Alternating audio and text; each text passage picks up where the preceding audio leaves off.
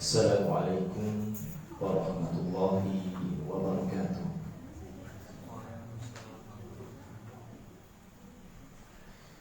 Innal hamdalillah nahmaduhu wa nasta'inuhu wa nastaghfiruh wa na'udzu bihi min shururi anfusina wa sayyiati a'malina. May yahdihillahu fala mudilla lahu ومن يضلل فلا هادي له وأشهد أن لا إله إلا الله وحده لا شريك له وأشهد أن محمدا عبده ورسوله يا أيها الذين آمنوا اتقوا الله حق تقاته ولا تموتن إلا وأنتم مسلمون يا أيها الناس اتقوا ربكم الذي خلقكم من نفس واحدة وخلق منها زوجها وبث منهما رجالا كثيرا ونساء واتقوا الله الذي تساءلون به والأرحام إن الله كان عليكم رقيبا يا أيها الذين آمنوا اتقوا الله وقولوا قولا سديدا يصلح لكم أعمالكم ويغفر لكم ذنوبكم ومن يطع الله ورسوله فقد فاز فوزا عظيما فإن أصدق الحديث كتاب الله وخير الهدي هدي محمد صلى الله عليه وسلم وشر الأمور محدثاتها وإن كل محدثة بدعة وكل بدعة ضلالة وكل ضلالة في النار. Ikhwan sekalian yang semoga selalu dijaga dan dibimbing oleh Allah Subhanahu wa Ta'ala. Pada pagi hari ini insyaallah kita akan melanjutkan pembelajaran kita membaca kitab Riyadhus Shalihin dan juga kitab fikih Muyassar. Dan tentunya sebelumnya kita pun saling mengingatkan untuk selalu bersyukur kepada Allah Subhanahu wa Ta'ala, berterima kasih kepadanya atas limpahan nikmatnya, nikmat kesehatan, kesempatan, nikmat diberikan taufik sehingga masih ada semangat, bahkan terus bersemangat di dalam melaksanakan ketaatan. Ikhwan sekalian yang semoga selalu dijaga Allah Subhanahu wa Ta'ala. Tentunya nikmat Allah Subhanahu wa Ta'ala tidak terhingga, sehingga sedikit saja yang bisa kita singgung di dalam momen pengingat kita, maka masing-masing orang paling paham tentang apa yang dia rasakan, paling mengerti tentang kenikmatan apa saja yang telah Allah berikan. Maka sudah sepatutnya seseorang dengan keistimewaan yang mungkin tidak didapati oleh orang lain, dia bersyukur kepada Allah Subhanahu wa Ta'ala dan lebih mengutamakan syukurnya dibandingkan dengan keluhan. Kemudian kita juga perbanyak sholawat serta salam kepada Rasulullah Sallallahu Alaihi Wasallam, kepada keluarga beliau, istri-istri dan juga anak-anak beliau. Kita sampaikan pula kepada para sahabat beliau yang setia mengikuti perjuangannya. Demikian pula kita sampaikan kepada seluruh kaum muslimin yang mereka selalu berpegang teguh dengan ajaran beliau Sallallahu Alaihi Wasallam sampai hari kiamat. Jamaah sekalian yang semoga selalu dijaga Allah Subhanahu wa Ta'ala. Di pagi hari ini kita masih membahas hadis berkaitan dengan bab taubat dari kitab Riyadhus Shalihin. Dan kita akan membaca sebuah hadis yang sedikit panjang. Jadi tidak terlalu panjang, ya. Dan di dalam hadis ini tercakup beberapa pembahasan yang tidak hanya berkaitan dengan taubat saja. Baik, ikhwan sekalian yang semoga selalu dijaga Allah Subhanahu wa Ta'ala. Al-Imam An-Nawawi menuturkan, wa'an Zir ibn Hubaysh, dan dari seorang tabi'in yang bernama Zir bin Hubaysh. Beliau ini tinggal di Kufah. Kufah di mana jemaah? Di Irak, ya. Beliau mengatakan, Ataitu Safwan bin Assal. Ataitu Safwan bin Assal. Kata Zir bin Hubaysh, dahulu saya pernah mendatangi sahabat yang mulia yang bernama Safwan bin Assal. Safwan bin Assal, ya, beliau adalah salah satu sahabat yang terkenal di Kufah, yang mana bahkan seperti Abdullah bin Mas'ud pun mengambil hadis darinya, termasuk di dalamnya Zir bin Hubaysh ini, ya. Jadi Safwan bin Assal didatangi oleh Zir bin Hubaysh. Kemudian kata Zir bin Hubaysh, tujuan beliau mendatangi Safwan bin Assal, as'aluhu 'anil mashi 'alal khuffain. Beliau hendak bertanya kepada Safwan bin Assal tentang atau perihal mengusap di atas kedua khuf. Loh, kok pembahasannya kayak bahas fikih, Ustaz? Katanya babnya bab taubat, kok dibahasnya ngusap di atas kedua khuf? Ternyata beliau tidak nanya itu saja, ya. Demikian. Dan sebelum kita lanjutkan jamaah, ya, di dalam penggalan awal hadis ini kita bisa menyimpulkan bahwasanya di antara adab kita terhadap ilmu adalah dengan berusaha mencarinya. Dan di antara cara kita dalam memuliakan ilmu yang telah Allah anugerahkan kepada kita adalah dengan datang bertanya kepada orang yang memilikinya. Demikian. Jadi ini pelajaran untuk kita, ya, agar tidak malu-malu, tidak terhalang dari ilmu meskipun harus datang kepada seseorang. Demikian, ya. Kemudian di antara yang bisa kita petik pula di dalam penggalan awal hadis ini, kita paham bahwasanya para salaf kita dahulu adalah orang-orang yang mengamalkan firman Allah Subhanahu wa Ta'ala, fas'alu ahlad dzikri in kuntum la ta'lamun. Tanyakanlah kepada orang yang berilmu jika kalian tidak tahu. Maka sekali lagi kita yang mengetahui bahwasanya mereka adalah qudwah bagi kita, termasuk juga, ya ikhwah, Zir bin Hubaysh ini, kalau kita ingat biografinya, di antara para ulama ada yang menyebut beliau sebagai seorang imamun, kemudian juga apa?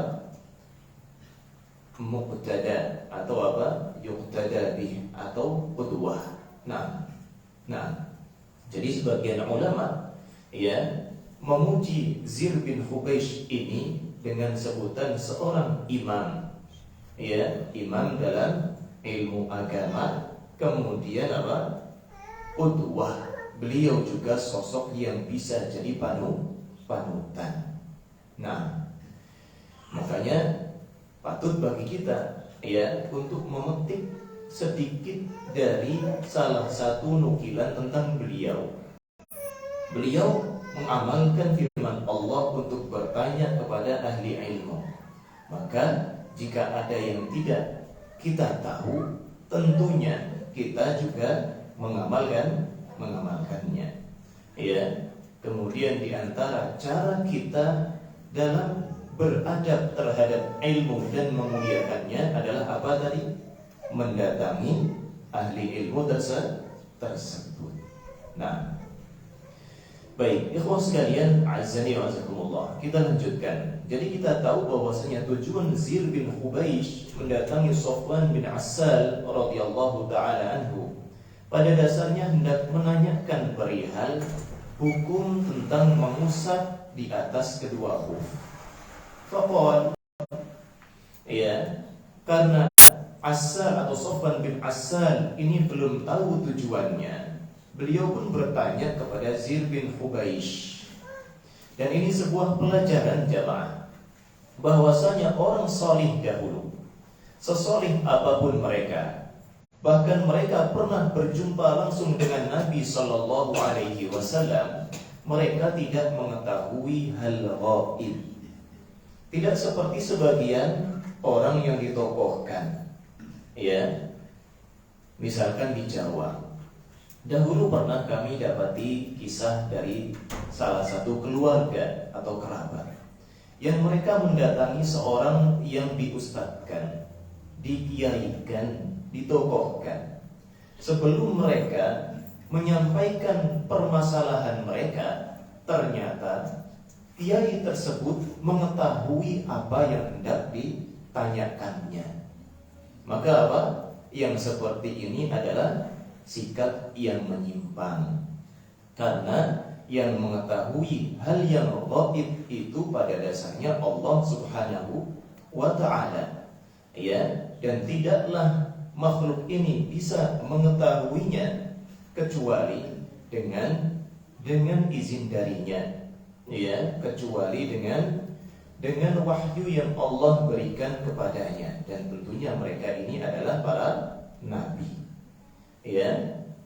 Baik ikhwah sekalian, sekali lagi di dalam hadis ini ada bukti bahwasanya mestinya pengikut Nabi Muhammad sallallahu alaihi wasallam, sesolih apapun dia, bahkan yang berkesempatan langsung berjumpa dengan Nabi sallallahu alaihi wasallam saja, tidak mengetahui hal yang ghaib. Makanya kalau misalkan ada yang demikian, patutnya kita menghindarinya. Patutnya kita tidak percaya kepadanya. Nah, jadi Sofwan bin Assal bertanya kepada Zir bin Hubeish, Ma ja'a bika ya Zir? Wahai Zir, ada apa gerangan atau ada urusan apa sehingga engkau datang? Ada urusan apa sehingga engkau datang? Faqultu, maka beliau pun menjawab, ibtigha'ul ilmi, saya hendak mencari ilmu. Demikian. Kemudian jawab Sofwan bin Assal radhiyallahu ta'ala anhu. Beliau langsung menyebutkan hadis yang insya Allah kita semua pernah dengar, seperti dinukilkan misalkan dalam riwayat Imam Ahmad, dan juga riwayat ini, innal malaikata tad'u ajnihataha li talibil ilmi ridaan bima yatlub.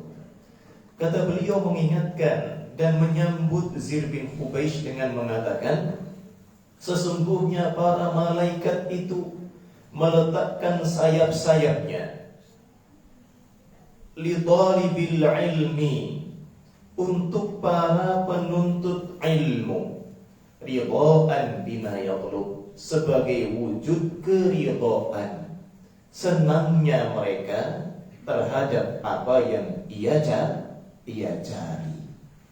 Demikian jamaah. Berarti dalam penggalan hadis ini disebutkan apa?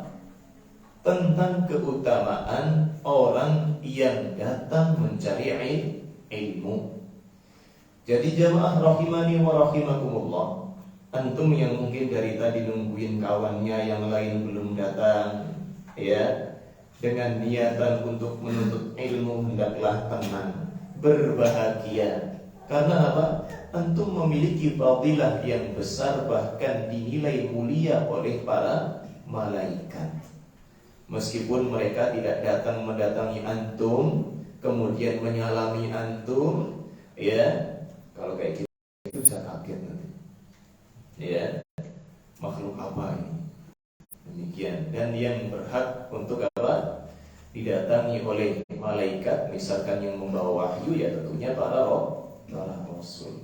Nah, ikhwan sekalian yang semoga selalu dijaga Allah Subhanahu wa ta'ala, ya. Jadi gambaran betapa mereka memuliakan para penuntut ilmu agama adalah mereka yang telah Allah berikan sayap ini, rela untuk menurunkan sayapnya sebagai wujud memuliakan para penuntut ilmu yang mencari ilmu agama. Dan kita tahu Allah Subhanahu wa ta'ala menciptakan makhluknya berbeda-beda. Sayapnya malaikat masih ingat ada berapa? Banyak berapa?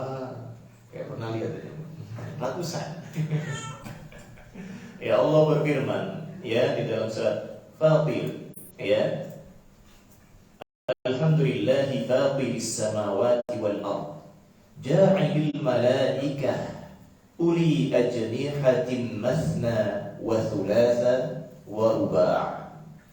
Segala puji bagi Allah Subhanahu wa ta'ala, pencipta seluruh langit dan bumi, yang menjadikan malaikat makhluk yang memiliki sayap. Masna, ada yang sayapnya 2, wa thulatha, ada yang sayapnya 3. Ya, nggak kebayang kan Pak ya? Kalau burung yang biasa kita lihat terbang, mereka sayapnya 2, kalau lebih cacat, kan gitu. Tapi malaikat ada yang Allah wujudkan dalam wujud sempurna dengan 3 sayap. Warba, ada yang sayapnya 4. Yazidu fil khalqi ma yasha, Allah menambahkan pada makhluknya apa yang Allah kehendaki. Dan ini faedahnya apa jamaah? Kita tidak boleh sampai iri dengan apa yang Allah ciptakan pada sesama makhluk. Misalkan ada yang Allah unggulkan dari sisi fisiknya, entah perawakannya, entah itu wajahnya, atau lebih spesifik lagi, hidungnya, matanya, bibirnya, kulitnya. Maka apa? Allah menambahkan pada makhluknya apa yang Allah kehendaki. Kita tidak berhak untuk hasad terhadap apa yang Allah ciptakan, apalagi sampai benci. Demikian, kita bersyukur kepada Allah yang telah memberikan kepada kita hal-hal yang paling sesuai dengan kita, yang mana dengannya kita akan atau kita tidak akan terbebani dengan hal-hal yang di luar batas kemampuan yang telah Allah berikan kepada kita. Jangan dikira tatkala seseorang diberikan suatu kelebihan, kemudian tatkala kita memiliki kelebihan yang sama, kemudian kita bisa lolos ujian yang menimpa dia pula. Kita ingat, kebaikan maupun keburukan, kelebihan maupun kekurangan, semua itu adalah ujian. Baik, Jamaah rahimani wa rahimakumullah. Yang berikutnya, Zir bin Hubaysh mengatakan kepada Safwan bin Assal, innahu qad hakka fi sadri al-mashu 'ala al-khuffain ba'da al-ghaqiqi wal-bawli. Beliau curhat kepada sahabat Safwan bin Assal, wahai Safwan, sesungguhnya hati saya ini sudah tergerak, tapi masih ada yang mengganjal, gampangnya gitu ya. Tentang apa? Tentang bolehnya mengusap di atas kedua khuf setelah buang air besar atau buang air kecil. Ya, jadi beliau sebenarnya sudah tergerak untuk mengamalkannya juga, akan tetapi masih ada yang mengganjal di hatinya. Wa kuntum ra'an min ashabin Nabi sallallahu alaihi wasallam. Sedangkan saya tahu engkau adalah salah satu orang yang pernah menjadi sahabat Nabi sallallahu alaihi wasallam. Ya, maksudnya beliau pernah mengawani Nabi sallallahu alaihi wasallam. Di antara yang disebutkan dalam biografi Safwan bin Assal, beliau ini dahulu pernah berperang, mengikuti peperangan bersama Nabi sallallahu alaihi wasallam yang jumlahnya 12 peperangan. Ya, demikian. Berarti perjuangan beliau bersama Nabi tidak remeh, tidak sebentar. Makanya beliau yakin, wahai Safwan, antum ini sudah lama bersama Nabi, sudah menjadi sahabatnya Nabi. Maka apa? Dengan demikian beliau pun bertanya kepadanya. Dan di antara adab kita dalam bertanya perihal agama jamaah adalah mencari orang yang mana yang kita nilai paling berilmu dalam hal itu dan juga paling wara'. Nah, paling wara', paling takut dosa misalkan, atau apa? Paling jauh dari hal-hal yang dikhawatirkan membahayakan di akhirat. Itu wara', ya. Di antara yang dijelaskan oleh para ulama. Demikian, ya. Makanya apa? Beliau sengaja milih seorang sahabat untuk ditanya. Padahal mestinya beliau juga bisa kalau misalkan tanya ke kawannya yang sudah sama-sama belajar juga. Ya, tapi untuk lebih yakin beliau lebih memilih langsung datang ke sahabat Nabi sallallahu alaihi wasallam. Demikian. Ya, ini diantara bukti tentang adab yang disebutkan oleh para ulama dalam bertanya perihal agama. Ikhwah sekalian yang semoga selalu dijaga Allah Subhanahu wa ta'ala. Fajibtu as'aluk, sehingga ya aku pun datang untuk bertanya kepada engkau wahai Safwan. Hal sami'tahu yadhkuru fi dzalika syai'a? Apakah engkau pernah Apakah engkau pernah mendengar beliau sallallahu alaihi wasallam menyebutkan sesuatu dalam hal itu? Maksudnya apa jemaah? Maksudnya pernah tidak pian atau panjenengan dengar langsung dari Nabi sallallahu alaihi wasallam perihal hukum mengusap khuf? Ya, mengusap khuf tetap boleh meskipun apa? Sudah buang hajat. Apa jawab beliau? Qal na'am, betul. Kana ya'muruna idza kunna safaran aw musafirin. Adalah dahulu Rasul sallallahu alaihi wasallam memerintahkan kami apabila kami dalam kondisi safar atau kami dalam rombongan safar, alla nanzi'a khifafana thalathata ayyamin wa layalihinna, agar kami itu tidak melepaskan khuf kami 3 hari 3 malam illa min janabah, kecuali sebab junub. Ya, insya Allah semuanya sudah tahu nggih apa itu khuf, ya, sudah tahu. Nih adik-adik sudah tahu khuf itu apa? Belum? Oh ya sudah, alhamdulillah. Kalau belum kasih tahu. Demikian buat bapak-bapak insya Allah sudah tahu, ya. Ibu-ibu juga demikian.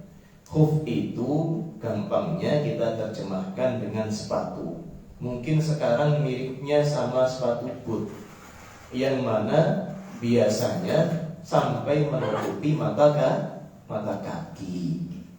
Kalau dahulu dibuatnya dari bahan kulit, ya, dengan bentuk yang sederhana tentunya. Kalau sekarang, ya, bisa dihiaskan dengan sepatu-sepatu yang lainnya. Bahkan sebagian ulama, ya, menghiaskan kaos kaki pun bisa. Demikian, ya. Jamaah rahimani wa rahimakumullah.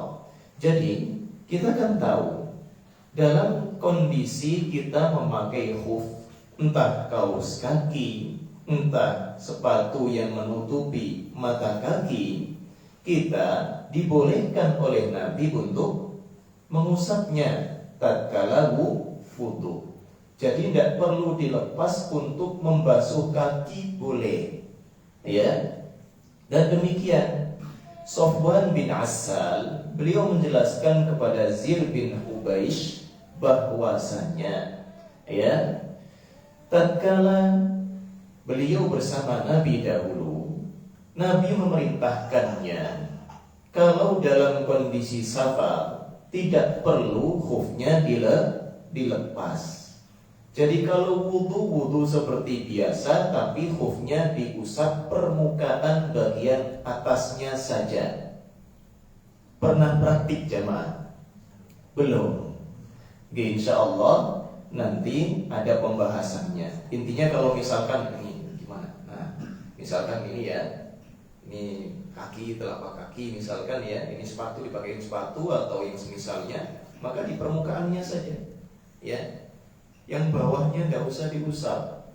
Demikian, ya. Itu metode wudu dengan mengusap khuf.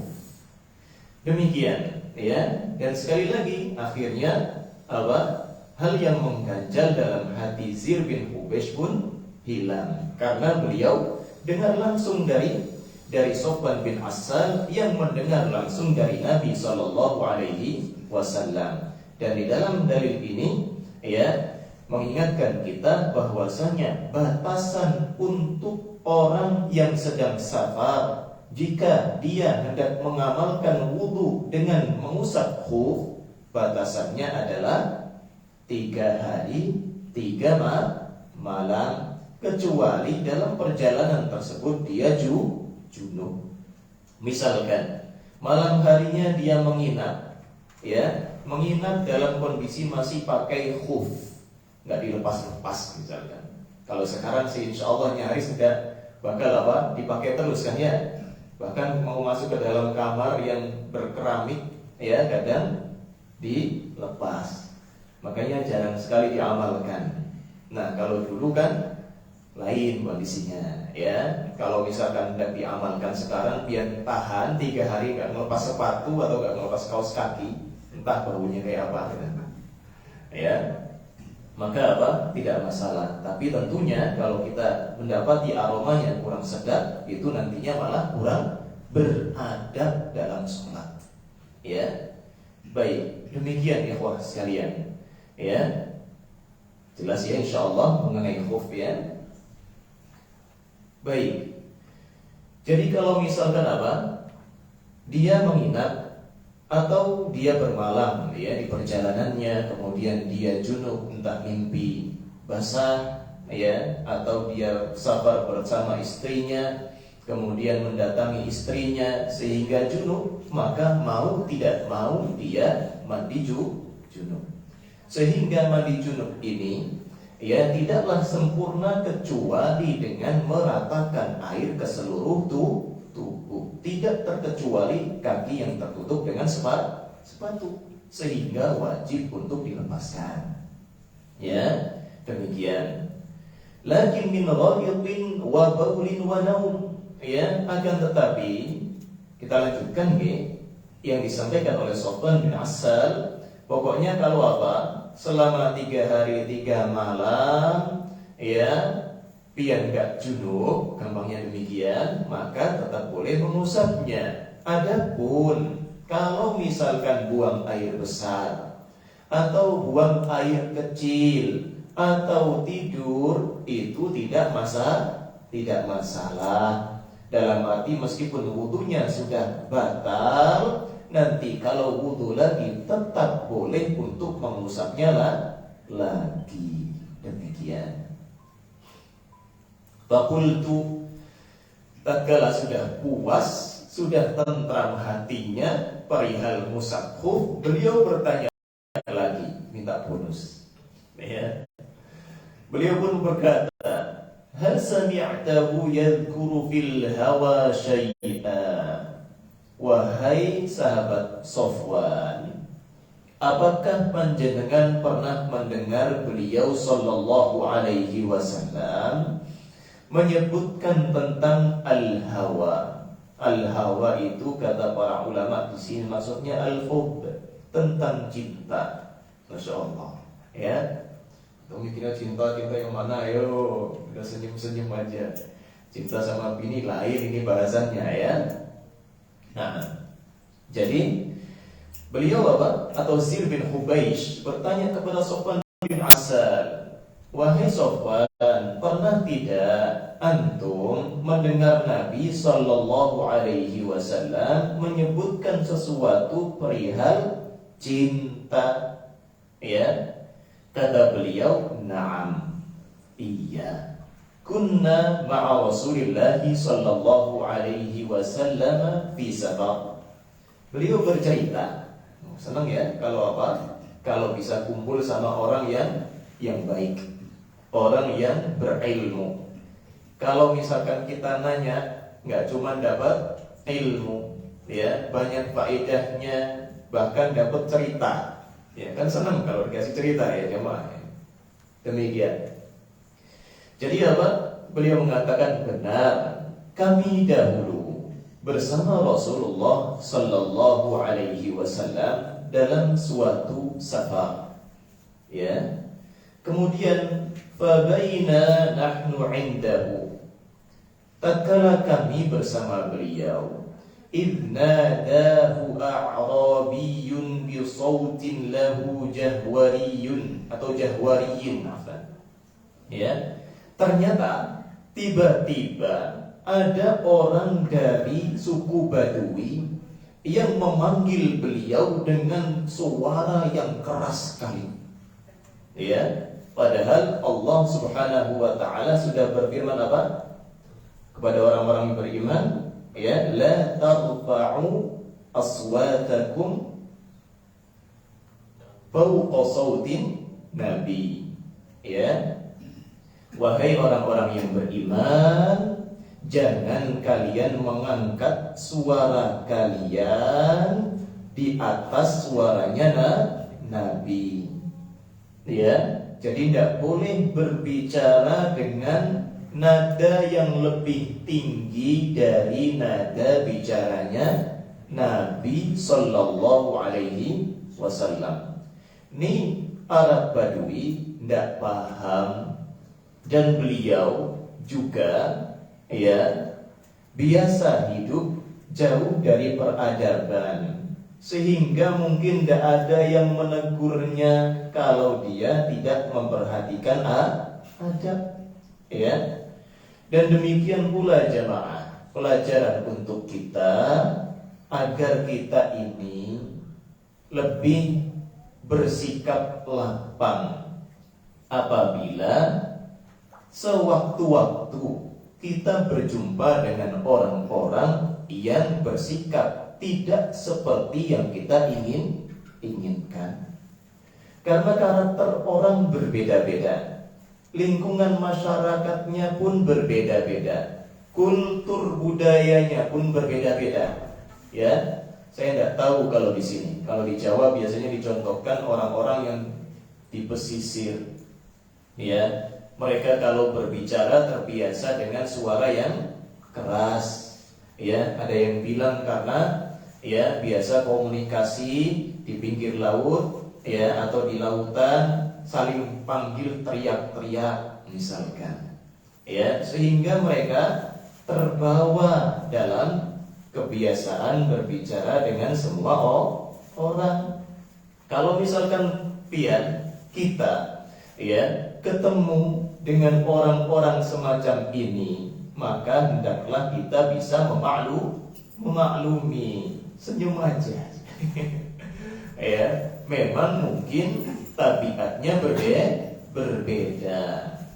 Nah, akan tetapi apabila ya kita hendak mencari kawan atau menghindarkan diri dari sikap yang negatif, tentunya kita mencari kawan dengan hal-hal yang positif.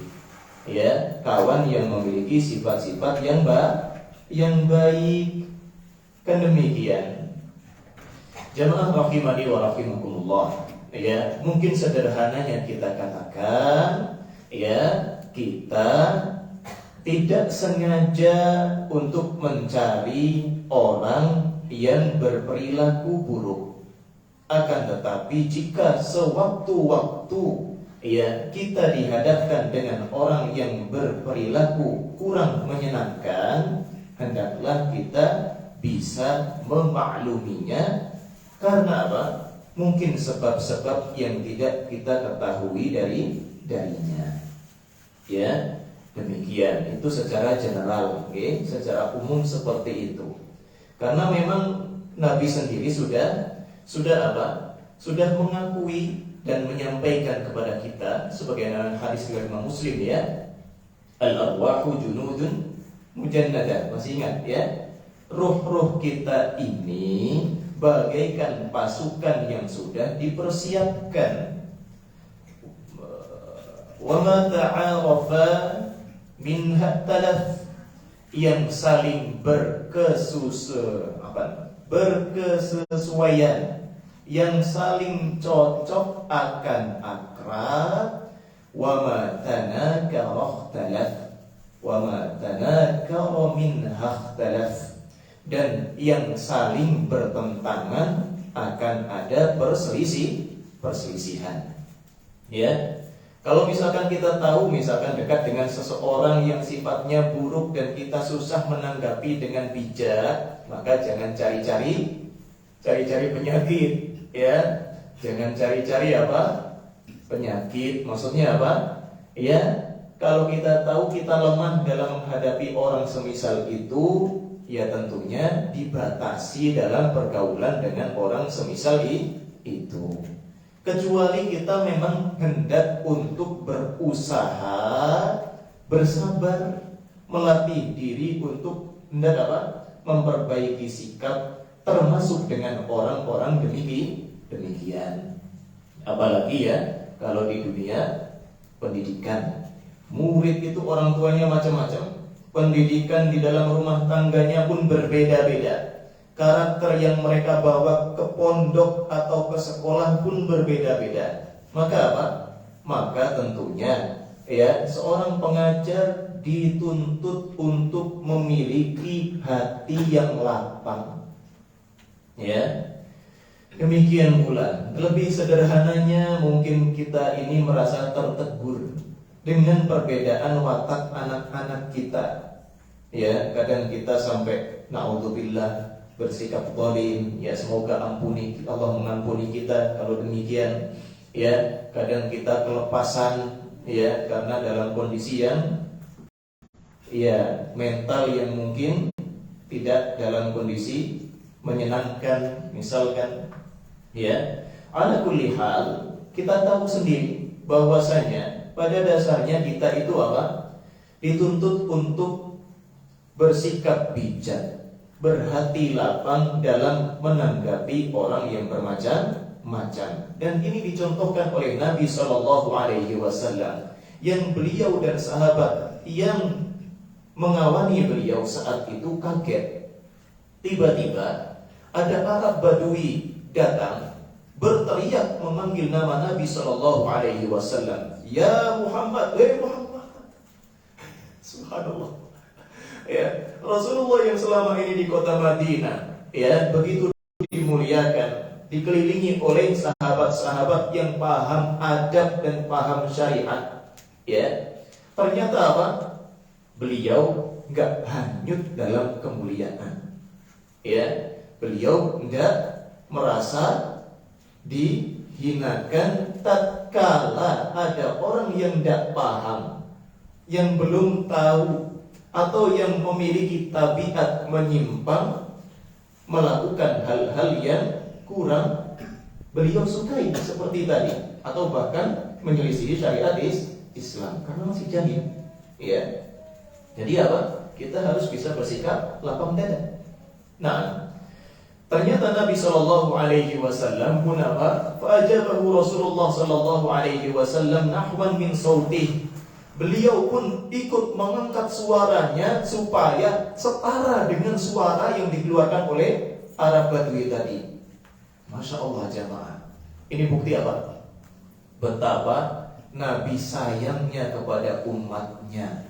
Kok bisa? Kan kalau ada umat ini mengangkat suaranya lebih tinggi dari Nabi Shallallahu Alaihi Wasallam, berdosa, kan gitu? Nabi gak pengen sahabat ini berdosa, makanya beliau jawabnya pun dengan suara yang setara. Masya Allah. Ya, demikian. Ikhwas sekalian, a'azzani wa'azakumullah. Ya, itulah ya bukti cerdasnya Nabi Shallallahu Alaihi Wasallam dan bukti betapa beliau sangat sayang kepada umatnya, sampai gak pingin ada seorang yang gak beliau kenal dari Arab Badui kayak gini kemudian berdosa. Tanda bahwasanya apa? Nabi Shallallahu Alaihi Wasallam itu gak ridho, ya, kalau misalkan apa ada di antara sahabatnya atau umatnya yang melakukan dosa. Dan ini pelajaran buat kita nih yang suka ngeremehkan dosa. Ya. Nabi tahu, ya, Muslim meninggal di atas tauhid ya pasti masuk surga. Tapi apa? Nabi tidak itu tetap, ya, kalau dosa dilakukan oleh umatnya. Nah, ikhwah sekalian yang semoga selalu dijaga Allah Subhanahu wa taala. Ya, dalam praktik kehidupan kita mungkin kita akan dihadapkan dengan hal-hal yang serupa. Tatkala ada orang lain yang bisa jadi sikapnya akan menjatuhkannya kepada dosa, jika kita bisa mengarahkannya sehingga tidak berdosa, maka hendaklah kita usahakan demikian. Ya, seperti yang kemarin antum tanyakan. Misalkan ada orang yang tidak berhak menjualkan jasa atau barang orang lain. Ya, dia maklar, nggak punya barang, dia jual, ya, atau yang semisalnya, ya, dia tawarkan kepada orang lain dengan harganya. Maka apa? Mestinya ini masuk ke dalam keumuman larangan apa? Menjual sesuatu yang tidak dimilikinya. Nah, kalau antum sudah tahu kayak gitu, apa yang bisa antum lakukan? Antum rekrut dia jadi apa? Orang yang resmi boleh menjualkan barang antum, ya, dengan batasan keuntungan yang antum tentukan. Misalkan maksimal harganya sekian kalau dia hendak menjualkan, mengiklankan. Jadi apa? Dia dapat izin dari pemiliknya. Sekarang dia jadi tidak berdosa. Baik, ikhwah sekalian, a'azzani wa'azakumullah. Kita lanjutkan. Yaitu diantara pelajaran dari apa yang dilakukan Nabi Shallallahu Alaihi Wasallam. Panjang nih, nggak apa-apa ya. Antum saya terlambat tadi. Ya, ikhwah sekalian yang semoga selalu dijaga Allah Subhanahu Wa Taala. Ya, Nabi pun menjawab dengan suara yang setara dengannya. Gampangnya, sini, mari sini, gampangnya gitu. Ya, dari jauh si Badui teriak-teriak, "Wahai Muhammad," Sallallahu Alaihi Wasallam. Nabi pun menjawab, Sini ngomongnya demikian dengan suara yang setara dengan beliau. Faqultu lahu, ya, Sofwan bin Asal tatkala mendapati orang demikian langsung menasihati, waihak, celaka engkau, ughdud min sautik, rendahkan suara engkau, ya. Fa innaka 'inda Nabi sallallahu alaihi wasallam, sesungguhnya engkau sekarang ini sedang bersama Nabi sallallahu alaihi wasallam, wa qad nuhita an hadza, dan engkau sungguh telah dilarang oleh Allah bersikap demikian. Ya, ini menunjukkan apa? Semangatnya para sahabat dahulu dalam menasehati dan mengingkari kemungkaran. Ya, baik, kita lanjutkan.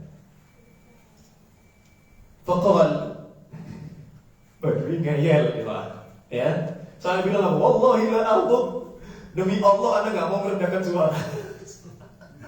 Badui ini luar biasa, ya. Orangnya apa? Kalau Jawa-Jawanya gablek.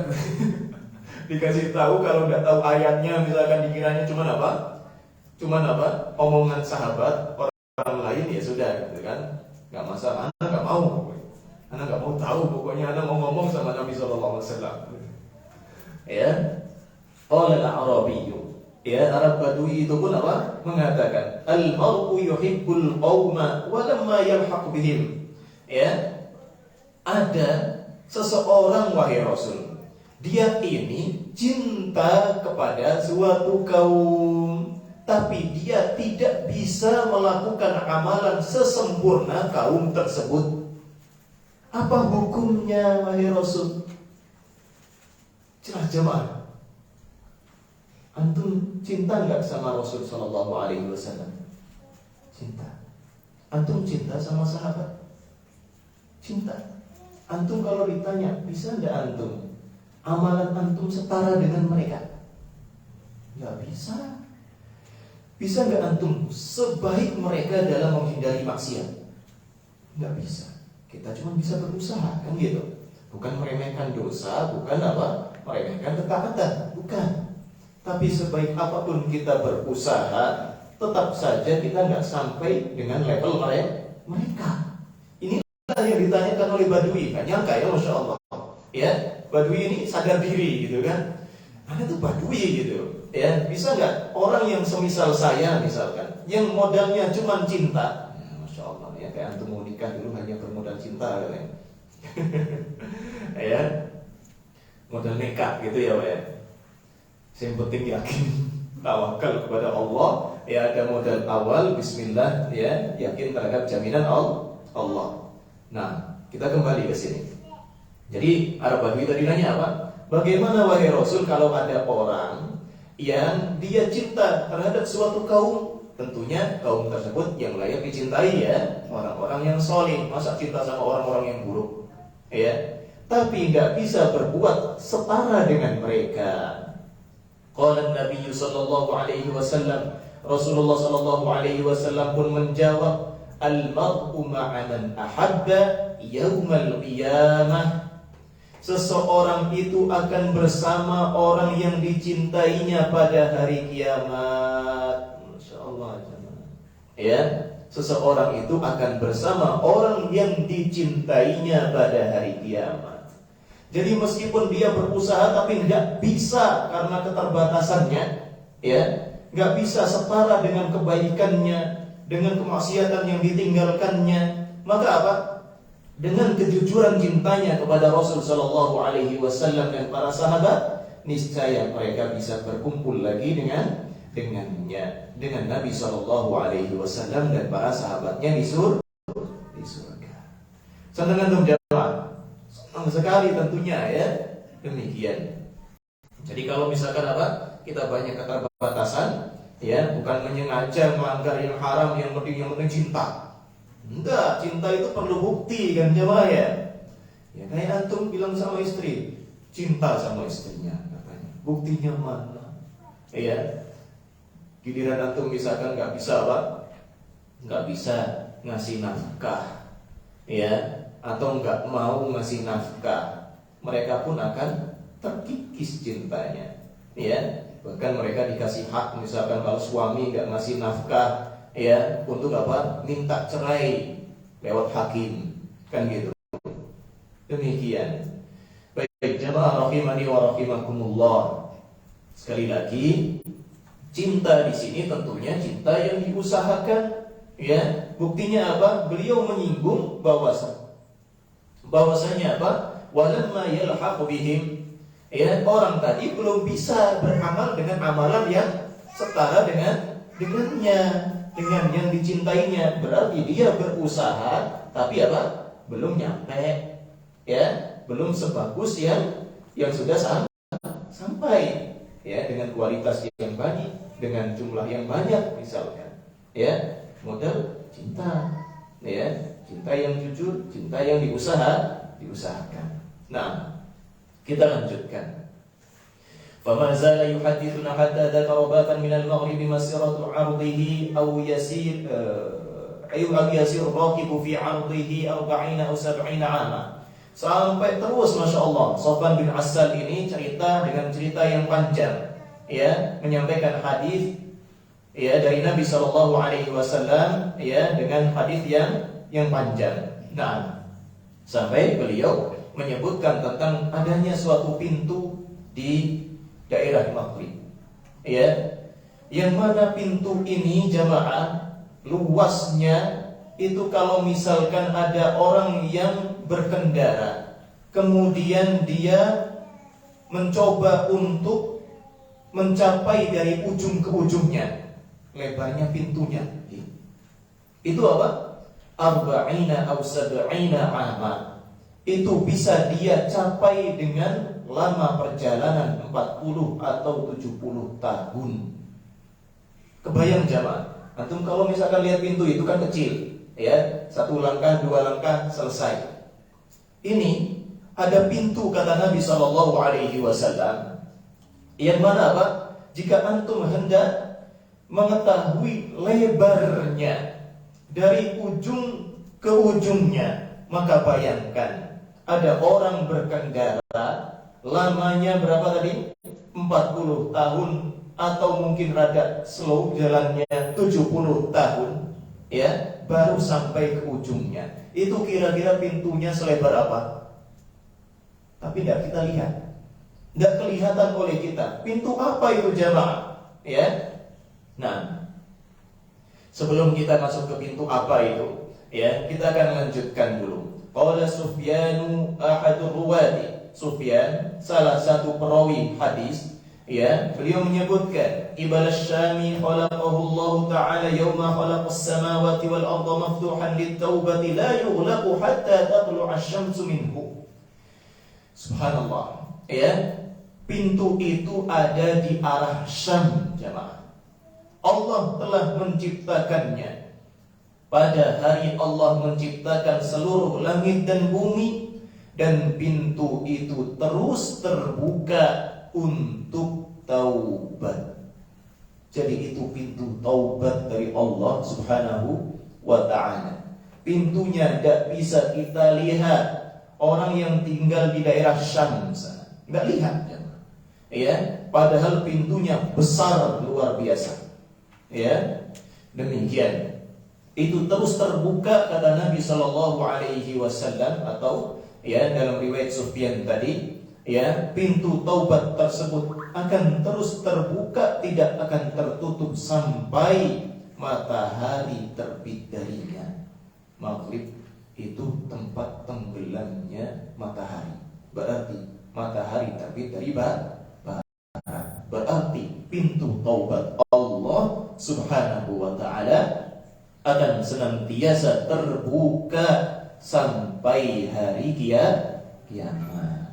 Itulah kenapa hadis ini dimasukkan ke dalam bab taubat. Nah, kemudian beliau menyatakan rawahu Tirmidzi wa ghairuhu. Hadis ini diriwayatkan Imam Tirmidzi dan juga imam yang lain. Wa qala, dan Imam Tirmidzi menyatakan hadisun hasanun sahihun.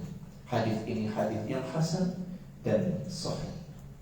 Nah, demikian yang kita nukilkan dari pembahasan Riyadhus Shalihin pada pagi hari ini. Ya, insya Allah poin-poinnya bisa ditangkap. Oke? Jadi hadis ini cukup panjang, tapi cukup ringkas. Karena mestinya kalau misalkan disebutkan rinciannya itu kan panjang sekali. Ya. Nah, tentang fadilah ilmu ada. Ya, tentang apa? Bab mengusap di atas kedua khuf ada. Ya. Dan seterusnya sampai perkara ghaib, semisal adanya pintu taubat yang Allah ciptakan sejak Allah menciptakan langit dan bumi yang senantiasa terbuka sampai hari kiamat. Nah, itu mau nyari, gak ketemu. Ya kan ghaib, ya, gak kelihatan. Baik, jamaah yang semoga selalu dijaga Allah Subhanahu wa ta'ala. Masih berapa menit? Udah 1 jam gitu ya. Oke, satu hadis saja 1 jam gitu. Belum masuk ke pembahasan fikih. Ya, dapat. Pembahasan fikihnya ini tentang apa? Bab wudu, dan bagian pertama itu tentang definisi sama hukumnya saja. Ya. Atau kalau kurang panjang nanti bisa kita lanjutkan. Ya, tenang aja. Bab, kalau di dalam kitab disebutkan al-babul khamis, bab yang kelima fil wudu'i, tentang wudu. Wa fihi, dan di dalam masalah wudu ini ada masailu, ada beberapa pembahasan. Al-mas'alatul ula, pembahasan yang pertama adalah ta'rifuhu, definisinya. Ya, apa itu wudu, dan juga wa hukmuhu, hukumnya. Kalau udah pintar gak usah dikaji nih. Ya, tinggal aku baca-baca lagi, insya Allah lah, udah mantap. Ya, wudu itu kalau secara bahasa artinya apa? Ayo jangan buka buku dulu. Ya, udah nyontek, udah buka bukunya, gimana ini? Ya, baik, kita akan baca al-wudu'u lughatan. Wudu secara bahasa mushtaqun minal wadha'ah, diambil dari kata wadha'atun. Apa artinya wadha'ah itu? Wahiyal husnu wan nadhafah. Ya, keindahan, kebagusan, dan juga apa? Nadhafah, kebersihan. Ya, itu arti wudu secara bahasa. Bagus dan bersih. Wa syar'an, dan secara syar'i artinya isti'malul ma'i, menggunakan air, fil a'dha'il arba'ati, pada anggota badan yang 4. Apa saja 4 itu? Wajah, kedua tangan, kemudian kepala termasuk telinga ya, dan juga kaki, kedua kaki. Nah, ala sifatin makhsusatin fi syar'i, sesuai dengan tata cara tertentu dalam syariat. Jadi tidak boleh kita ngarang cara sendiri, ya. Misalkan apa? Wah, bosan wudunya wajah dulu, kaki dulu lah sesekali, gitu kan? Ya, kemudian kepala, ya dibalik, biar gak bosan. Masa dari kecil sampai nanti meninggal wudunya gitu aja? Tidak boleh kita bikin cara sendiri. Makanya para ulama, ya, atau di dalam kitab ini diingatkan, ya, sifatnya itu makhsusah fi syara', ya, sifat tertentu yang sudah dikhususkan, sudah ditetapkan di dalam syariat. Ala wajhi ta'abbudi lillahi ta'ala, ya, sebagai bentuk beribadah kepada Allah Subhanahu wa ta'ala. Sederhananya, ibadah kepada Allah Subhanahu wa ta'ala dengan menggunakan air pada anggota-anggota badan yang harus dibasuh saat melakukannya. Ya, tentunya apa tadi? Dengan tata cara tertentu sesuai syariat. Baik, hukumnya sekarang. Hukumnya wudu apa jemaah? Disebutkan di sini, ya, secara mendasar atau secara umum. Apa itu? Annahu wajibun 'alal muhditsi. Pada dasarnya wudu itu wajib atas orang yang berhadas. Ini hadas apa? Hadas kecil apa hadas besar? Hadas kecil, nggih. Kalau hadas besar wajib wudu enggak?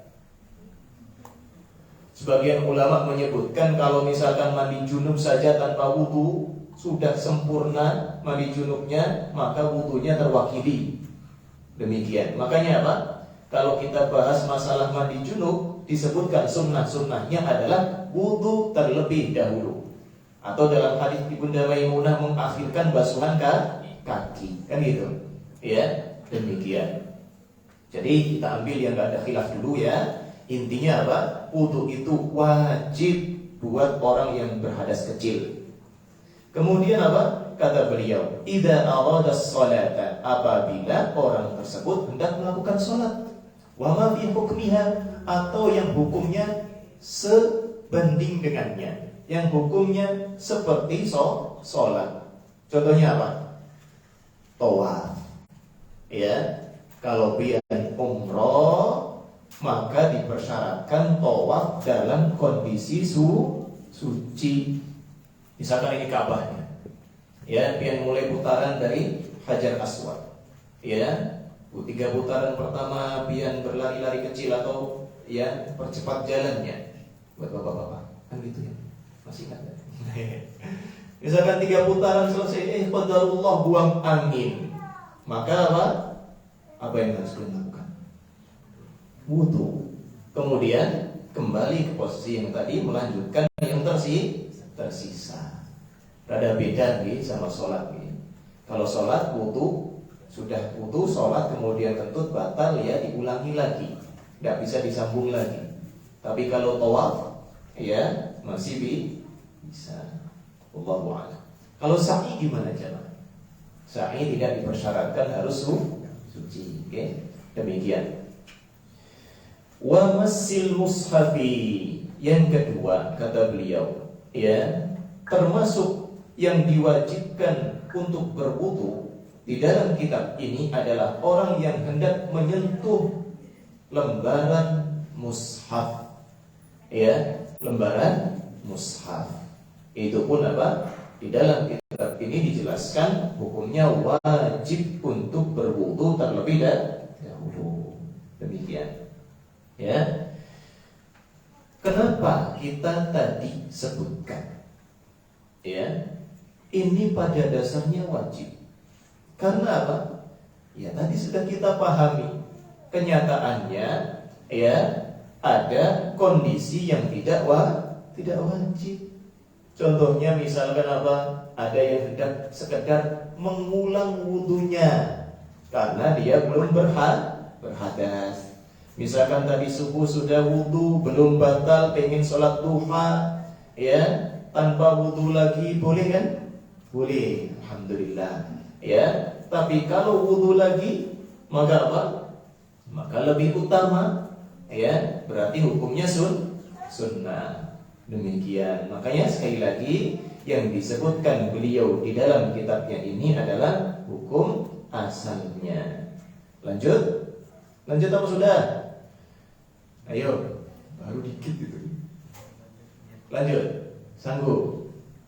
Oke, kita akan jadikan pembahasan berikutnya ini sebagai pembahasan terakhir untuk hari ini insyaallah, dan nanti bisa lanjutkan dengan seperti yang lain di pembahasan berikutnya. Al-mas'alatus tsaniyah, pembahasan yang kedua jemaah. Ad-dalilu ala wujubihi, dalil atas kewajibannya. Wa ala man yajibu, dan atas siapa wudu ini diwajibkan. Wa mata yajibu, kapan diwajibkan. Jadi sekarang akan dibahas dalilnya. Yang pertama antum bisa buka surat Al-Maidah ayat ke-6. Ya, Allah Subhanahu wa taala berfirman, ya ayyuhalladzina amanu, wahai orang-orang yang beriman, idza qumtum ilas salati, kalau kalian hendak menegakkan salat, fagsilu wujuhakum wa aydiyakum ilal marafiqi, maka apa? Basuhlah wajah dan juga kedua tangan kalian sampai siku. Wamsahu bi ru'usikum wa arjulakum ilal ka'bain, usaplah kepala kalian dan basuhlah kaki kalian sampai kedua mata kaki. Nah, ini jelas ya, berkaitan dengan wudu. Jelas kalau kalian hendak melakukan sholat, maka syaratnya harus wudu terlebih dahulu. Nah, kemudian potongan yang berikutnya itu berkaitan dengan tayamum. Jadi kita cukupkan nukilkan sampai situ dulu. Nanti insya Allah kalau bab tayamum ya akan dibaca lagi ayatnya. Kemudian kita masuk ke hadisnya. Wa qauluhu sallallahu alaihi wasallam. Dalil yang lain yang menjadi bukti kewajibannya, ya, atau apa? Atas siapa diwajibkan, kapan wajibnya. Maka Nabi sallallahu alaihi wasallam bersabda dalam hadis riwayat Imam Muslim, kata Nabi sallallahu alaihi wasallam, la yaqbalu Allahu salatan bi ghairi tuhurin. Ya, Allah subhanahu wa ta'ala itu tidak menerima suatu salat tanpa bersuci. Wala sadaqatan min ghulurin. Dan Allah juga tidak menerima sedekah hasil perbuatan haram. Ya, ghulul itu pada dasarnya dulu kalau perang dapat harta rampasan perang, ada yang nilap. Ya, ada yang mengambil, menyembunyikannya untuk dirinya sendiri duluan sebelum dibagi oleh pemimpin pasukan. Itu ghulul dulunya. Jadi apa? Dari sini para ulama menyimpulkan ini hanyalah contoh secara khusus, tapi maksudnya umum.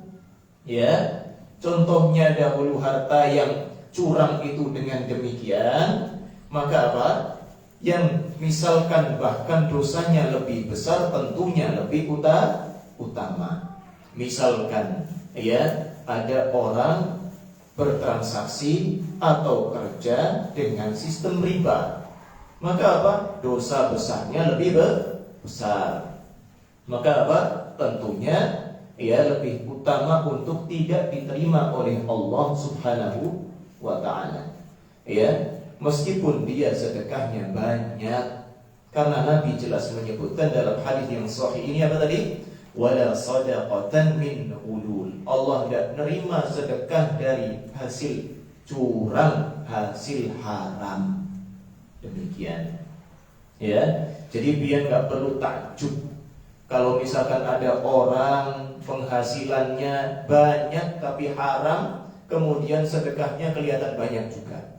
Ya, karena standar diterima dan tidaknya oleh Allah itu haknya Allah, dan Allah sudah menetapkan kalau itu hasil haram itu nggak diterima.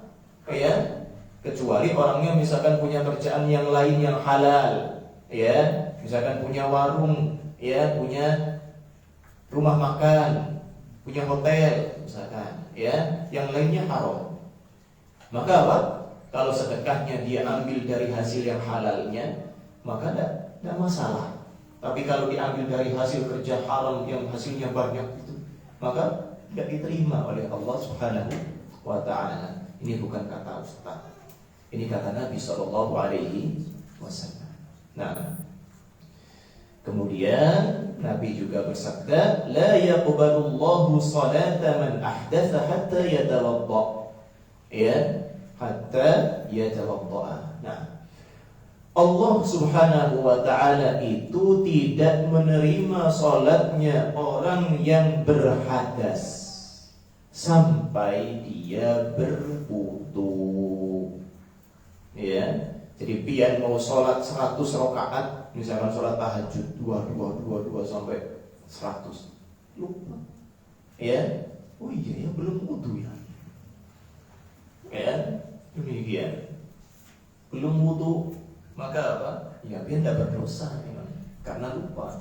Tapi apa? Pian tidak memenuhi syarat untuk melakukan sholat.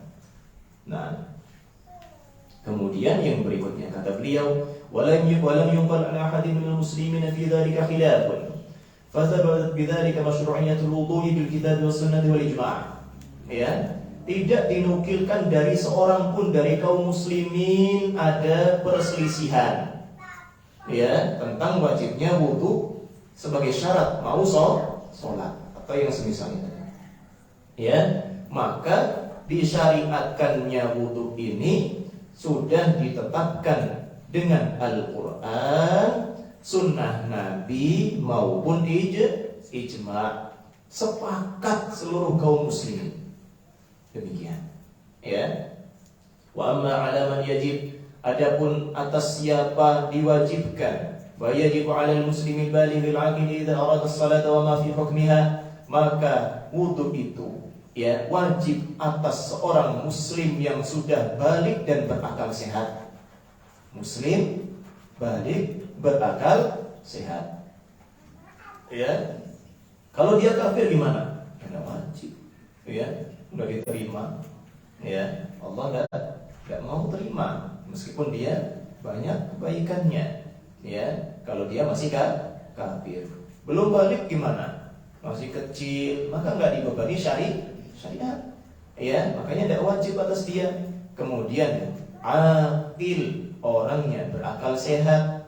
Kalau misalkan orang gila, kita lihat dia suka mandi di sungai, ya, suka wudu, masya Allah suci, bersih, itu kan misalkan, ya, dikiranya penunggu sungai. Ya. Nah, maka apa?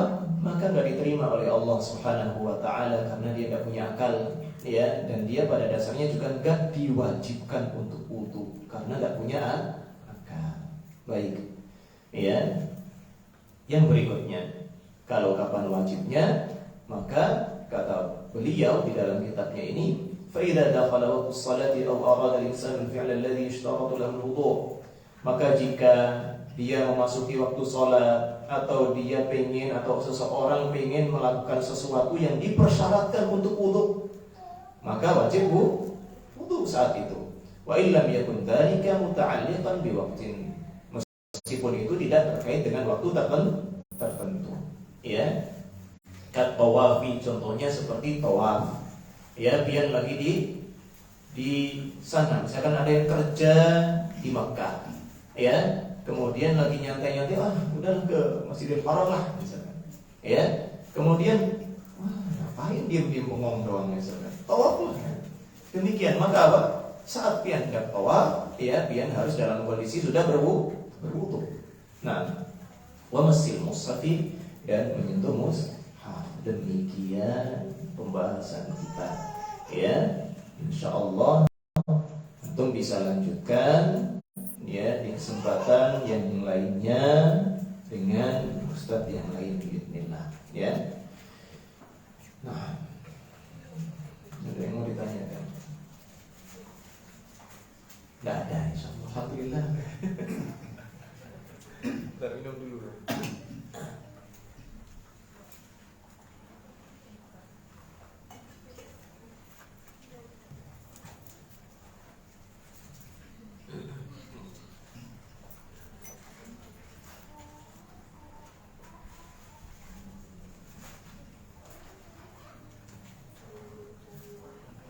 Baik, pertanyaan pertama, Ustaz, bagaimana hukumnya sholat berjamaah di musola yang imam membaca doa setelah selesai membaca ayat terakhir surat Al-Fatihah? Ya, biasanya kita dengar ya, sebagian orang menambahkan, menyisipkan ucapan pribadinya setelah surat Al-Fatihah, kemudian supaya diamini. Pernah dengar jamaah? Ya. Misalkan apa? Ghairil maghdubi 'alaihim waladdallin. Kemudian ditambahi misalkan apa? Berdoa apa atau apa supaya apa? Nanti diamini sama orang-orang. Maka apa? Hukum seperti ini tentunya apa? Hukum tindakan seperti ini menyelisihi pengamalan seluruh kaum muslimin sebelum munculnya mereka. Sebelum munculnya orang-orang seperti ini, ya. Kalau itu baik, pasti, ya, orang-orang yang lebih paham dari mereka sebelum mereka sudah mengamalkannya. Berarti sudah jelas untuk kita, ya, bahwasanya apa? Bahwasanya itu hukumnya haram, ya selain menyelisihi praktik sholatnya Nabi, praktik sholatnya para sahabat, dia bahkan apa? Mengada-ngada ya di dalam sholat, menambahkan doanya sendiri setelah surat Al-Fatihah. Nah, ya, makanya kalau antum dapati sudah tahu gitu ya, ada imam yang seperti ini di dalam sholatnya, hendaklah kita mencari imam yang lain. Misalkan apa? Sholat di masjid atau musola yang berbeda. Nggak mendengar suaranya tadi ya. Tidak apa-apa. Kalau tidak mendengar, nggak kedengaran sama sekali, ya berarti dia nggak nambahi. Ya demikian. Jadi yang menjadi hukum yang bisa kita atau kasus yang bisa kita hukumi apa? Kasus yang kita bisa hukumi adalah kasus yang kita ketahui, Pak. Jadi kalau kita nggak tahu imamnya baca tambahan lagi atau tidak, ya sudah, ya kita sesuai dengan apa yang kita tahu. Demikian, ya. Yang kedua, bagaimana hukumnya membeli parfum refill yang mereka jual dengan nama suatu merek karena baunya mirip dengan merek tersebut, atau bisa dibilang KW? Ya. Hukumnya membeli parfum refill yang dijual dengan nama suatu merek. Mereknya sama atau enggak? Sama. Kalau sama berarti dia melakukan pemalsuan. Ya. Berarti apa? Antum apa? Mau aja ya beli barang palsu. Ya, antum mau melancarkan tindakan pemalsuan. Ya. Demikian. Antum mending cari yang jualan parfum yang antum bawa sampelnya, tidak usah tanyakan mereknya. Ya, demikian. Daripada antum membantu orang memasukkan barang. Wallahu a'lam. Jelas nih?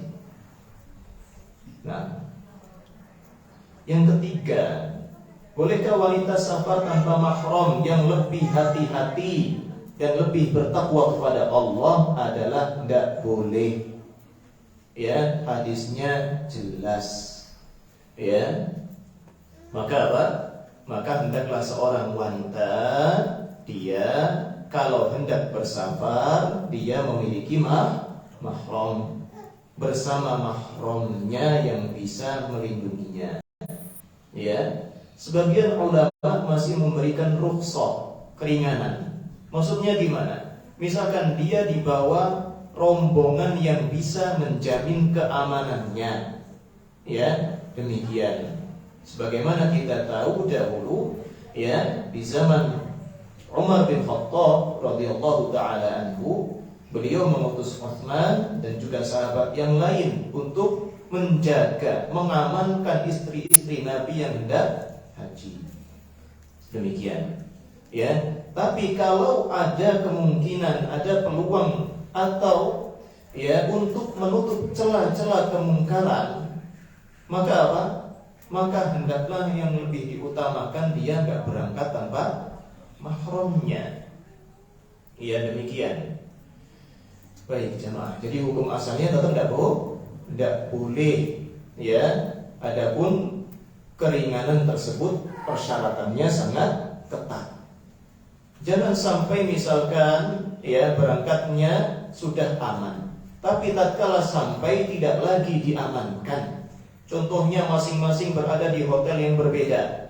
Ya, apalagi sekarang misalkan media sangat mudah diakses. Ya, dia nggak tahu ada chattingan sama siapa, nantinya akhirnya didatangi oleh orang yang mengajaknya melakukan sesuatu yang dimurkai oleh Allah Subhanahu wa ta'ala. Maka untuk menutup sadud dzari'ah selama apa? Selama masih ada celah kemungkaran, ya, maka sebaiknya apa? Sebaiknya kita tetap berpegang teguh dengan hukum asal. Tidak boleh seorang wanita safar tanpa mahram.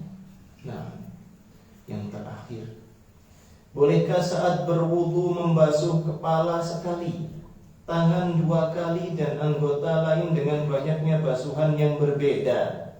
Wallahu a'lam. Ini dijelaskan oleh para ulama atau sebagian ulama tetap boleh. Dan memang kalau untuk mengusap kepala itu sekali, ya, berbeda dengan berkumur-kumur, ya, membasuh wajah, membasuh tangan, ya. Maka apa?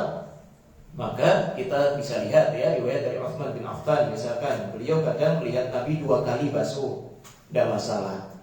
Dan disimpulkan oleh sebagian ulama bahwasanya selama basuhan itu sudah sempurna, maka itulah yang wajib dilakukan. Lebih dari sekali yang sudah sempurna, okay.